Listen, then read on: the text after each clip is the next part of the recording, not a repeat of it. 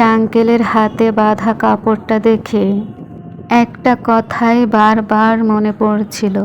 অনেকেই এভাবে হাতে কাপড় বাঁধে ফ্যাশন করার জন্য, একটু স্টাইল করার জন্য, কিন্তু ওনার হাতে যে কাপড়টা বাঁধা বা গামছাটা, ওটা কিন্তু কোনো ফ্যাশন বা স্টাইল করার জন্য নয়। কাজ করতে করতে যখন ক্লান্ত শরীর থেকে প্রচণ্ড ঘাম ঝরে, সেই ঘাম মোছার জন্য এই গামছা বা কাপড়ের টুকরোটা ব্যবহার করে।